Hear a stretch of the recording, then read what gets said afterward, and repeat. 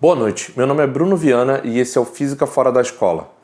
A gente vai fazer algumas mudanças aqui no canal, até para dar um tom mais natural para os projetos, para as conversas, né? E para enriquecer com mais conteúdo, com temas diferentes, com outras coisas que eu gostaria de trazer. Então, entre as mudanças que a gente vai passar, a gente vai dividir o canal em alguns quadros. Os primeiros quadros que a gente está fazendo são os seguintes. Primeiro a gente vai ter o Mão na Massa, em que a gente vai experimentar coisas da física, só que com atividades do dia a dia, com atividades da sua casa, que você pode fazer do seu quintal, que você pode reproduzir na sua vida. E a gente vai começar com o tema moradia. Então nós vamos explorar coisas que você pode fazer por si mesmo, na sua casa, com uma obra que você queira fazer, com um projeto que você queira desenvolver.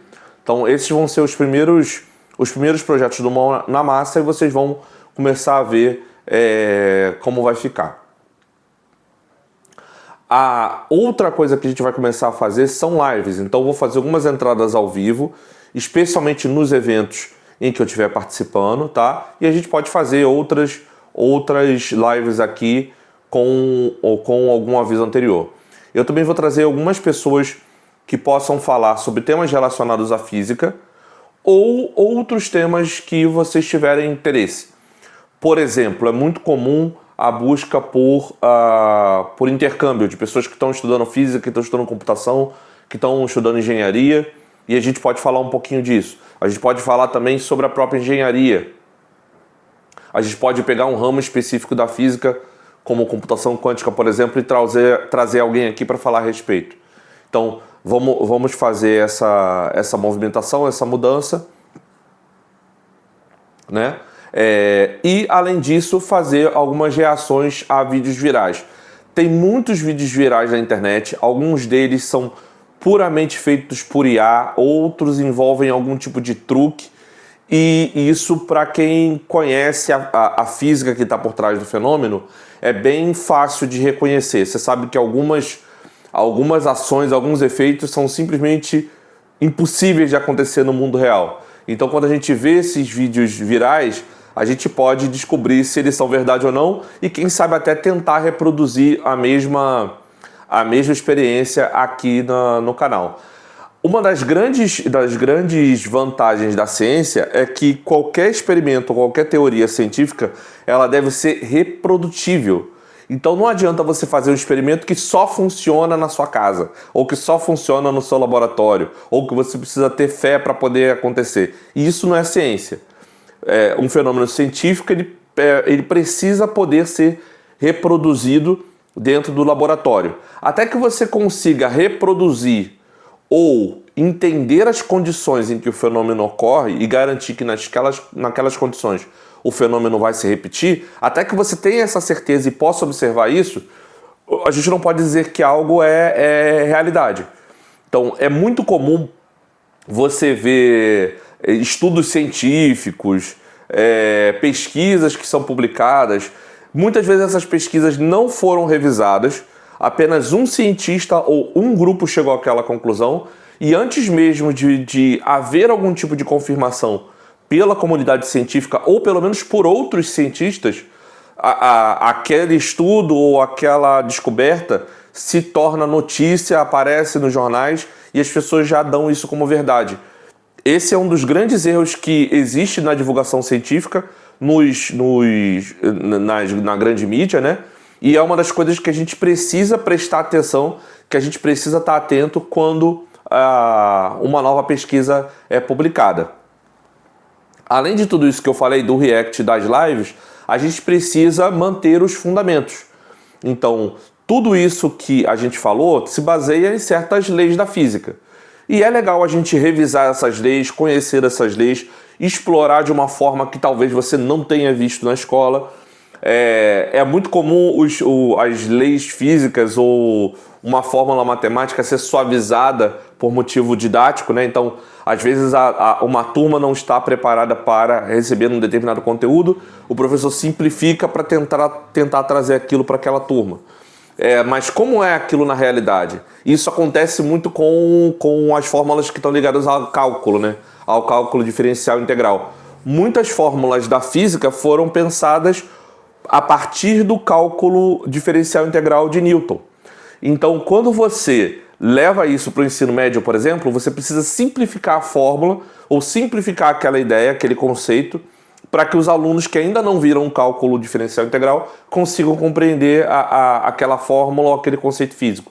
Então, trazer isso da forma que realmente é estudado na física é extremamente interessante e a gente vai fazer isso aqui no canal, tá bom? Então, esses são os principais quadros. Eu dei a ideia geral aqui do que vai ser. Talvez tenha um nome diferente, talvez eu crie alguma coisa mais elaborada, mas a ideia é a gente trabalhar nessas frentes.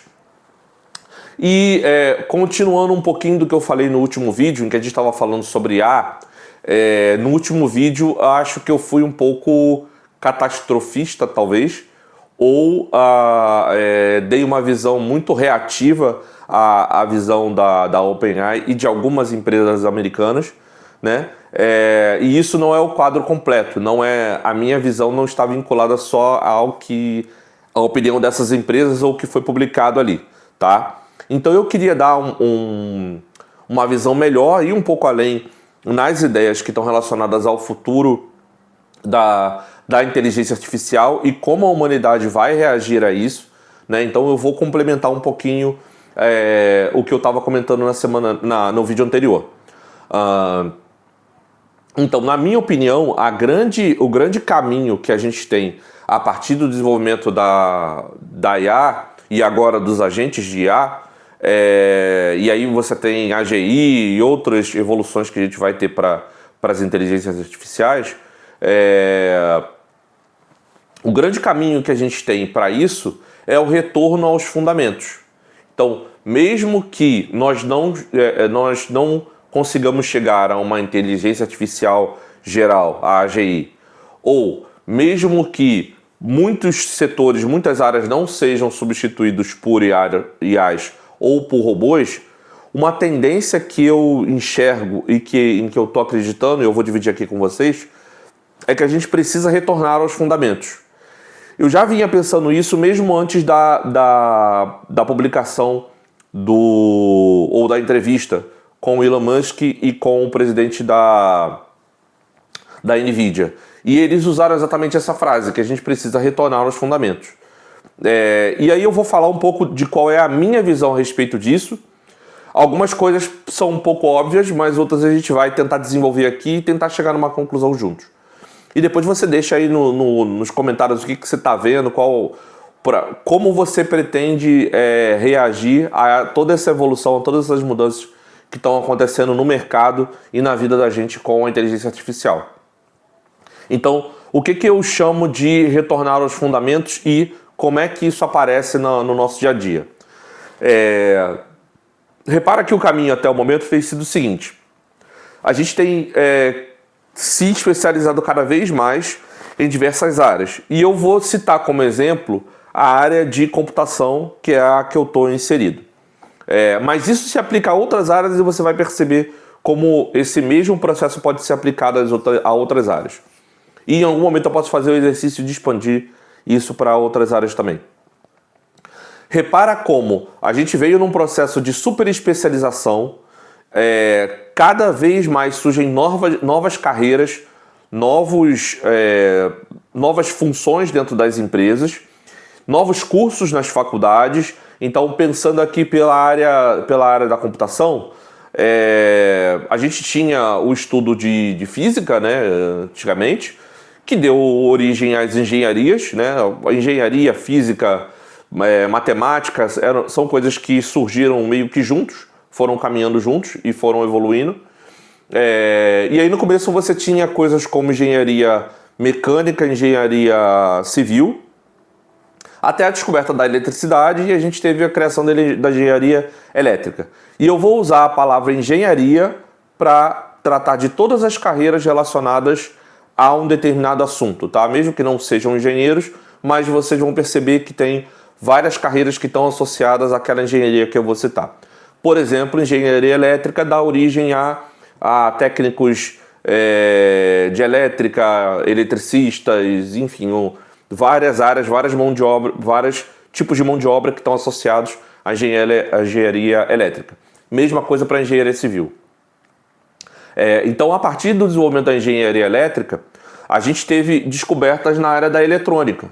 E isso deu origem à engenharia eletrônica. Em algumas faculdades, é muito comum você ter a carreira de engenharia elétrica e em algum momento você faz uma especialização em eletrônica. Então, a eletrônica ela é, de certa forma, uma filha da engenharia elétrica.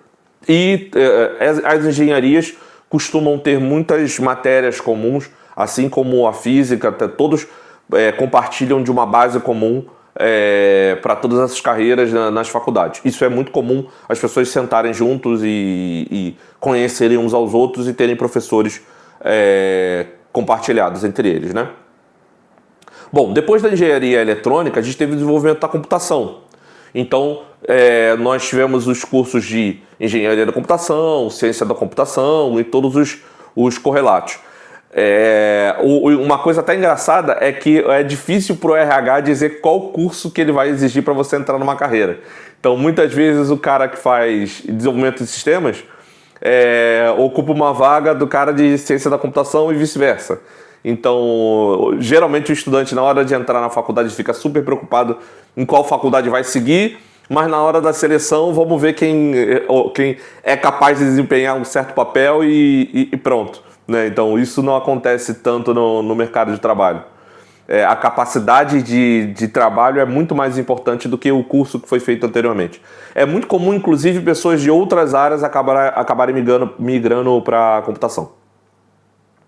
Bom, mas então, a gente teve o desenvolvimento da área da computação em geral, juntou o conhecimento da matemática com engenharia elétrica, engenharia eletrônica e tudo mais. E dentro da computação, a gente teve o desenvolvimento da engenharia de software. Então, principalmente ali depois dos anos 70, quando houve uma necessidade de melhorar, de aperfeiçoar o desenvolvimento de software e que o software foi cada vez mais responsável pelo valor que as empresas entregavam, então houve a necessidade de desenvolver essa carreira, desenvolver conhecimentos na área de software. Então a gente tem desenvolvimento de software, desenvolvimento de sistemas, análise de sistemas e todas as carreiras ligadas à engenharia de software em si. Mais recentemente, a gente teve a explosão da área de dados. Então, dentro da carreira de desenvolvimento de sistemas ou de engenharia de software, teve uma galera que se especializou em dados por conta da grande necessidade e do grande volume de dados que as empresas vêm trabalhando ultimamente. Então, houve toda uma necessidade de organizar, estruturar, criar pipeline de dados, armazenar os dados corretamente, tratar, limpar, etc. Então, toda uma carreira de dados surgiu a partir disso. E dentro da área de dados, a grande novidade que nós tivemos foi a inteligência artificial. Então, o que se aprendeu foi que, a partir de um grande volume de dados, executando certos processos de aprendizagem de máquina e vários fluxos que não cabe entrar aqui nesse vídeo, se percebeu que dali emergia algo muito parecido com a nossa inteligência verbal, né? Os modelos de IA generativa. Então, isso só emerge a partir do grande volume de dados que a gente foi capaz de tratar com a especialização da área de dados, que ocorreu na década passada. Então a gente pode dizer que a inteligência artificial é uma filha dessa área de dados que surgiu de todas as anteriores. Então repara como a gente foi cada vez mais se especializando. Mas o que acontece agora? A partir do momento que os modelos de inteligência artificial vão se tornando cada vez melhores e que a gente consegue estruturar arquiteturas, olha o desenvolvimento de sistemas aí, e que a gente consegue desenvolver arquiteturas capazes de automatizar processos, automatizar fluxos, tornar-se especializados em determinadas ações que só os humanos faziam anteriormente, quanto mais parecidos esses sistemas ficam das ações humanas e dos processos humanos, menos necessidade você vai tendo de humanos nessas tarefas ultra especializadas.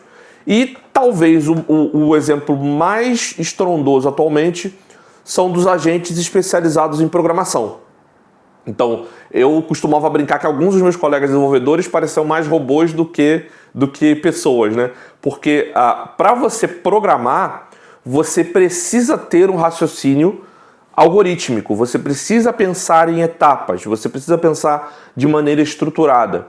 Se você não for capaz de elaborar um pensamento estruturado, que é muito comum na matemática, se você não for capaz de estruturar o seu pensamento, estruturar as suas ações, você não consegue desenvolver um bom software. E isso é uma etapa muito parecida com uma máquina, com o que a gente convenciona como um robô, né? Então é uma coisa que parece muito automatizável. Conforme a gente vai aumentando a complexidade, começam a aparecer outras habilidades que não só o pensamento algorítmico.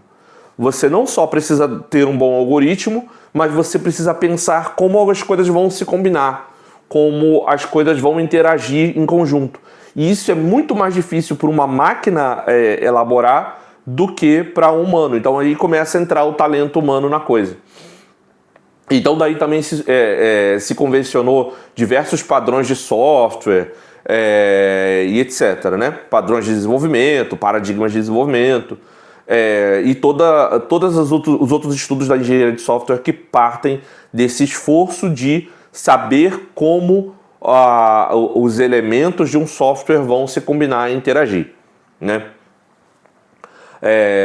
A partir desse momento, a gente começa a falar, por exemplo, de uma arquitetura de software, né? Como você vai construir um sistema da maneira mais eficiente, mais fácil de manter, com os elementos corretos, sendo executado no hardware correto, para que você atinja o objetivo final, que é criar a sua aplicação. Então, a gente vai saindo do raciocínio algorítmico, né, que é bem próximo ali da máquina, né, e a gente tem as linguagens de programação que não podem ser ambíguas, né. Uma linguagem de programação, ela não pode dar margem à duplicidade. Você não pode o computador não pode achar uma coisa, ele tem que saber exatamente o que ele vai fazer. Se ele achar, ele vai fazer algo errado, provavelmente. Existe um episódio na série animada Futurama, em que quando o Bender, que é o robô, né, um dos principais personagens da série, ele lida com paradoxo, ele explode, né? Então, por ele ser um robô, toda vez que ele encontra um paradoxo, ele explode.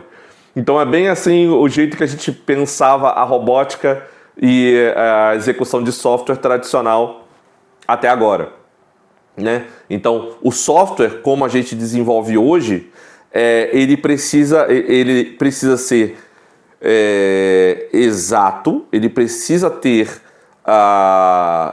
saídas e processos bem definidos para que você não tenha ambiguidade e ele execute o que tem que executar, né? Então, esses são critérios que você usa para fazer um bom software.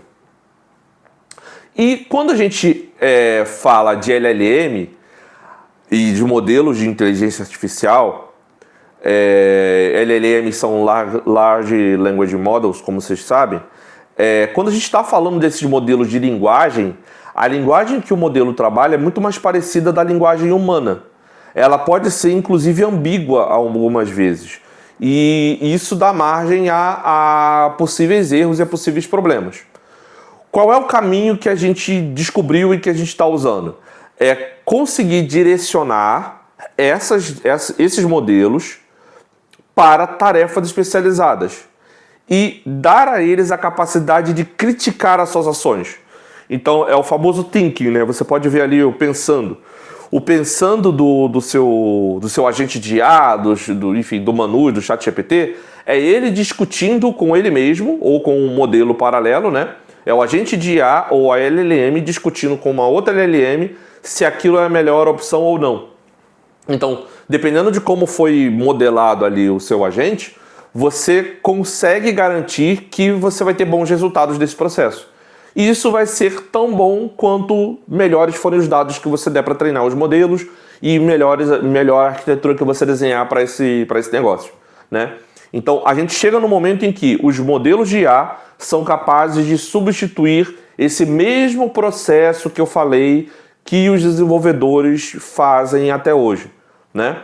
Então, na parte mais próxima da máquina, que a gente diz que é o baixo nível, mais em baixo nível, por ser uma coisa mais determinística, a gente consegue substituir. Então, o seu Copilot lá, o seu GitHub Copilot, o seu Claude ou o seu agente de IA preferido, vai te dar excelentes dicas de como fazer um script, de como fazer um objeto, de como terminar uma determinada função.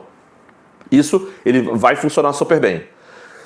Com o tempo, eles estão melhorando na função de arquitetura de software e de engenharia de software. Então, como é que isso vai ser combinado? Quais os padrões que vão ser aplicados ali? Como é que vai ser o desenho do seu sistema? E, aos poucos, eles estão se tornando capazes de desenhar sistemas inteiros. E aí é onde a gente chega no vibe coding, em que a pessoa que está dando a ordem para o agente de IA sequer sabe programação, ele sequer sabe revisar aquilo que está sendo feito.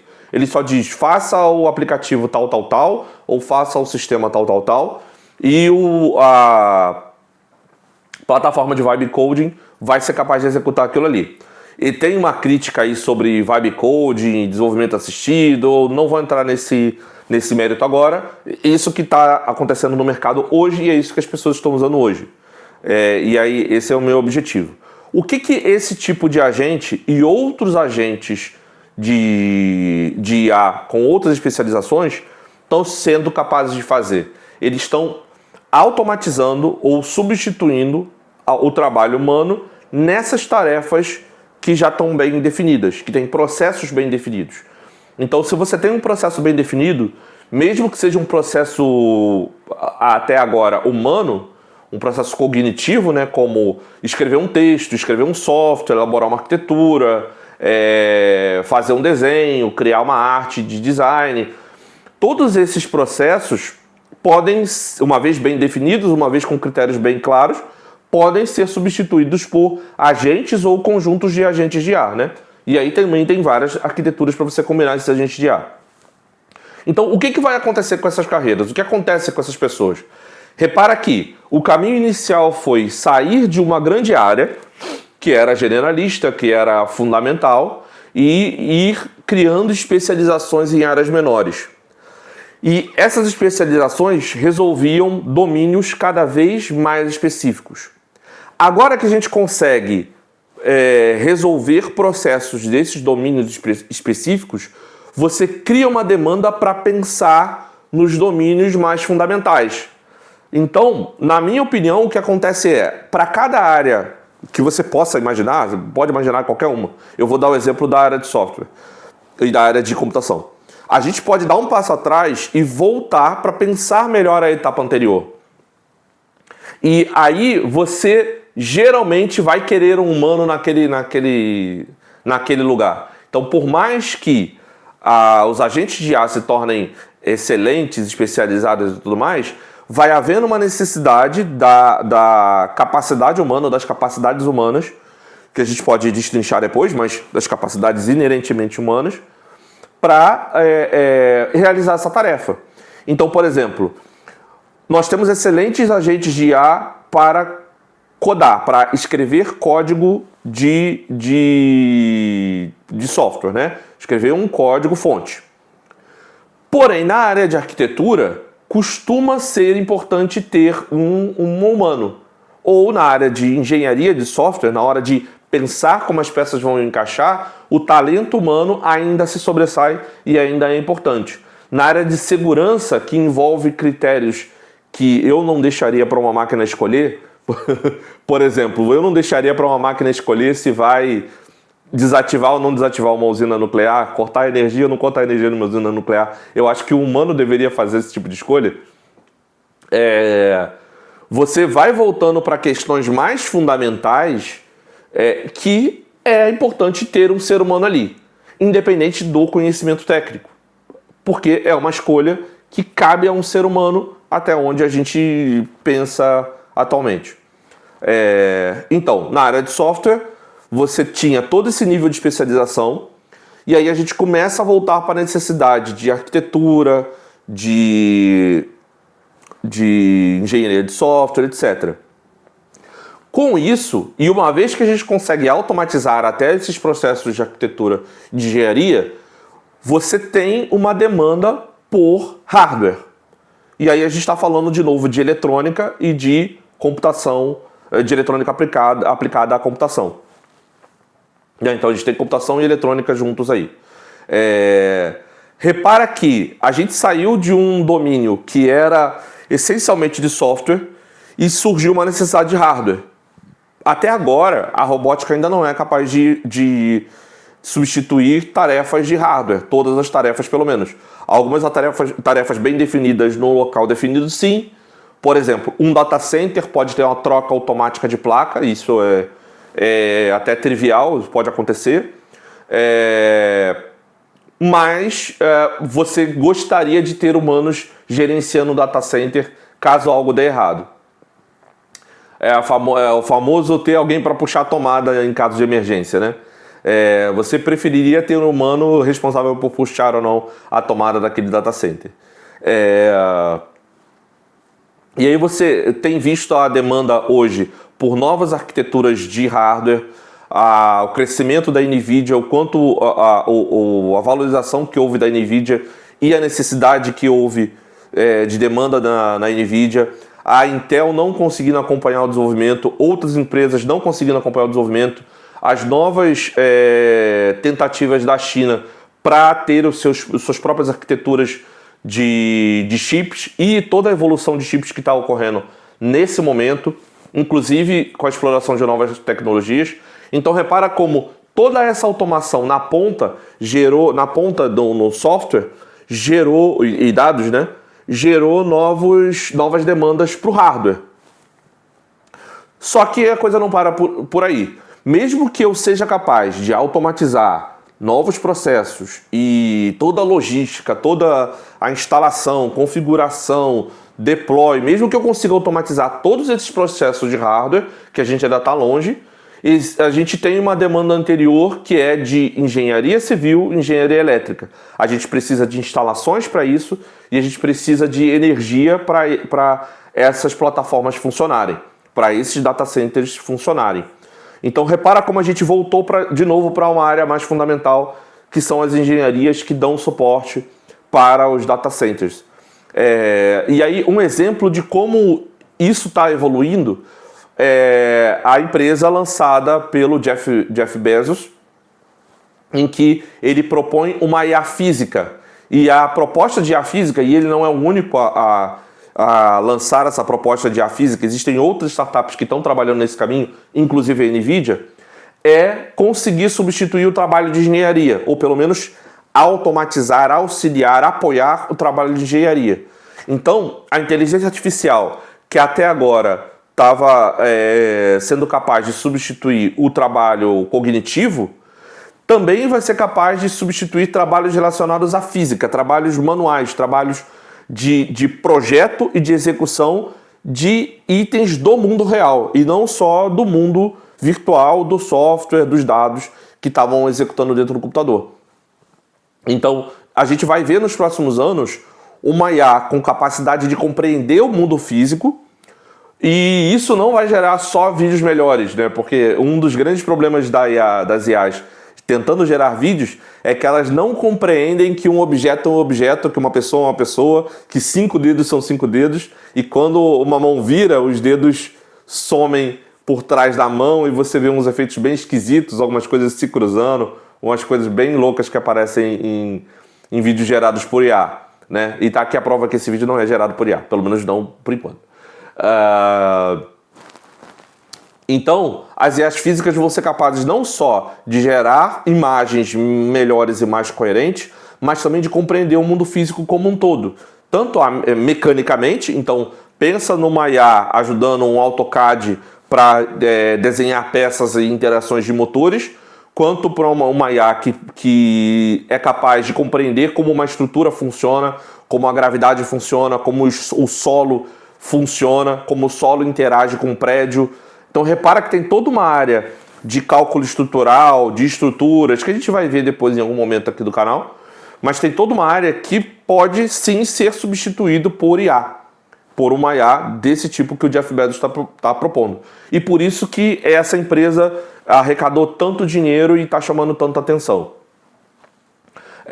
Outro exemplo aí de área que retornou para um momento mais fundamental é o IPO da SpaceX. Então, o IPO da SpaceX foi fundamentado numa aposta de colocar data centers no espaço. E isso foi também para atender uma demanda de IA. Então, repara como a demanda por inteligência artificial fez com que algumas áreas que estavam estagnadas ganhassem mais fôlego, como a ciência espacial, novas tecnologias para data centers, foguetes, e você tem várias outras coisas que eu poderia citar que saem desse mesmo processo. E aí a gente entra numa outra demanda que tem a ver com a engenharia. Se você precisa de cada vez mais energia, uma hora a gente vai atingir o limite das nossas usinas atuais. O limite de engenharia, o limite do conhecimento dos engenheiros atualmente. E aí a gente chega na física. Então, a demanda energética, por exemplo, ela vai necessitar de novas tecnologias, vai precisar de novas tecnologias para conseguir entregar a capacidade necessária para fazer esses data centers rodarem, se executarem, ficarem no ar, né? Então a gente tem desde melhoria da captação de luz solar, pensa no espaço, por exemplo, em que você tem o sol pode estar ali fornecendo energia 24 horas, e aí quanto mais eficientes forem as placas solares, mais energia vai ser absorvida e mais energia você vai ter no data center no espaço. Ou aqui na Terra, as placas que podem ser colocadas no lugar de vidraças ou de telhados, ou nos carros para complementar a energia elétrica dos carros. E existe toda uma corrida por aumentar a eficiência de placas solares, outras energias renováveis que podem ser desenvolvidas ou podem ser melhoradas. E a grande revolução que a gente tem na área de desenvolvimento energético é a fusão nuclear. Até agora nós temos a fissão nuclear, que é basicamente você quebrar o núcleo do átomo e a partir dessa quebra do núcleo do átomo você gera átomos menores. A soma desses átomos menores é menor do que o átomo original e o que sobra é espalhado em forma de energia. Um processo parecido acontece na fusão nuclear. A fusão nuclear é o mesmo processo que acontece no Sol. Então, você tem átomos de hidrogênio, principalmente isótopos de hidrogênio, como a gente tenta fazer aqui na Terra, né? A gente tenta replicar o processo que acontece no Sol com isótopos de hidrogênio, e você submete esses isótopos de hidrogênio, principalmente deutério e trítio, a grande pressão e grandes temperaturas. Então você cria um plasma, né? O plasma é um estado da matéria, a gente aprendeu aí estado líquido, sólido, gasoso. Existe também um plasma, então talvez você não tenha visto sobre plasma na escola. Existem outros estados da matéria conhecidos pela ciência, que a gente pode abordar aqui em algum momento, mas o plasma é extremamente interessante e você vê o plasma, por exemplo, numa chama. Aquele estado da matéria que é atingido na chama do fogo, aquilo é o plasma. Também você vê plasma em lâmpadas fluorescentes. Agora é mais comum ter as lâmpadas de LED, né? Mas a lâmpada fluorescente funciona gerando um plasma dentro do tubo e esse plasma brilha e gera a luz pra gente, né? Então, é gerado um plasma a partir dos isótopos de hidrogênio e esse plasma é submetido a altas pressões. Se você chega numa temperatura ideal e numa pressão ideal, você consegue fazer com que os átomos de hidrogênio se fundam e gerem um átomo de hélio. Só que a massa do átomo de hélio é menor do que a soma dos átomos de hidrogênio que você usou para gerar ele. O que acontece com a sobra? Vira energia.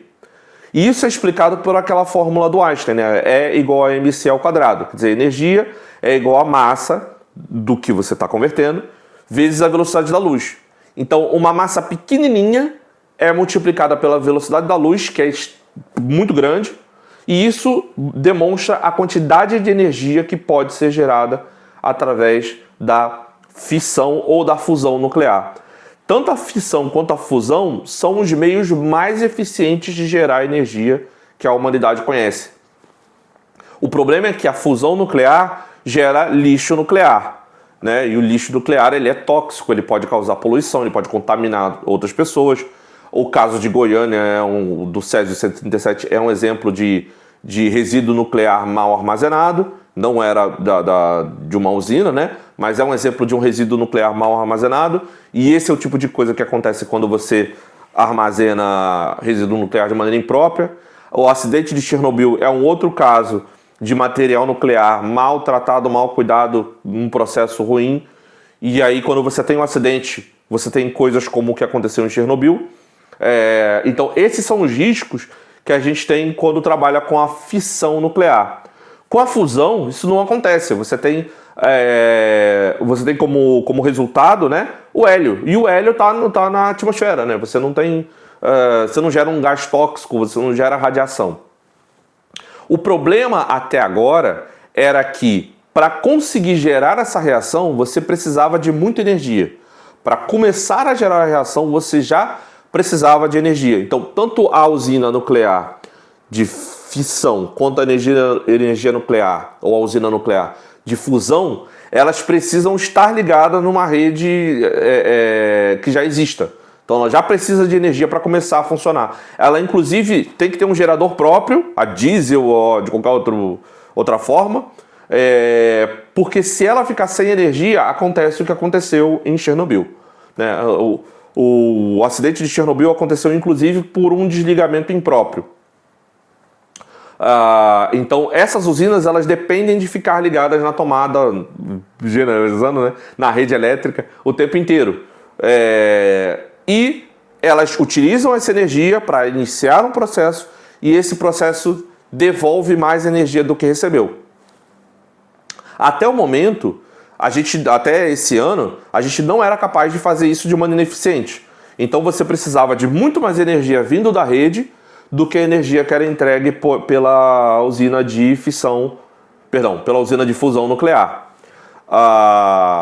O que a gente conseguiu descobrir, e aí isso foi uma pesquisa de pesquisadores americanos, foi como fazer esse processo de maneira eficiente.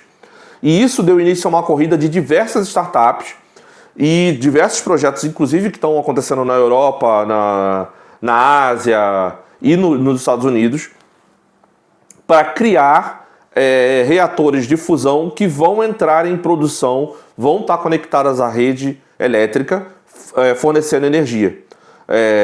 Um caso bem chamativo é o caso da Helion, que é uma startup que fez um teste positivo, né, que deu certo aí no início do ano, e já tem um contrato com a Microsoft para fornecer energia até 2028. Essa usina da Helion deve ter um reator que chega a temperaturas de 200 milhões de graus Celsius. Então é muito quente, é uma temperatura muito alta para você conseguir chegar num processo eficiente e que retorne mais energia para a rede do que ela consome, né? E repara como o contrato é com a Microsoft, ou seja, a demanda de energia está sendo gerada pela área de dados e inteligência artificial. Se vocês quiserem que eu entre em mais detalhes sobre fusão nuclear, fissão nuclear, a gente pode fazer um vídeo só sobre isso, porque existem diversos reatores diferentes, cada um com um tipo de abordagem. Alguns são mais eficientes, outros são menos eficientes, alguns estão em operação dentro de laboratórios, e a gente pode destrinchar um pouquinho, olhar fontes primárias, olhar papers explicando a respeito de fusão nuclear, que é um assunto super interessante. Então é isso aí. Bom, na Europa a gente tem um projeto que está em desenvolvimento, que é o ITER, que é o International Energy Project, que está reunindo mais de 30 países com o objetivo de ter um reator de fusão nuclear na próxima década.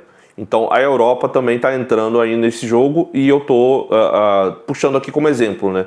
Tem outros que a gente pode especificar no futuro em outros vídeos. Bom, e com isso você repara que a gente volta aos fundamentos. A gente saiu de um problema que era de software, basicamente, né? E problema relacionado a computadores e trabalhos intelectuais. E a gente saiu dessas áreas específicas e voltou para as áreas fundamentais, física, matemática, engenharia e etc. Então repara como vão gerando-se novas necessidades que vão demandar novas profissões ou profissões antigas e que vão precisar atender essa demanda que a inteligência artificial está gerando. Então eu acho que o futuro é por aí, eu não acredito num futuro ruim, eu sou otimista, acredito que as coisas vão se resolver. E você pode comentar aí o que você está planejando, o que você pensa para as mudanças que estão acontecendo no mundo hoje, como você está se preparando, qual o caminho que você pretende tomar, deixa aí nos comentários. Se você quiser saber mais sobre fissão e fusão nuclear, deixa aí nos comentários também. E tchau, tchau. Um abraço.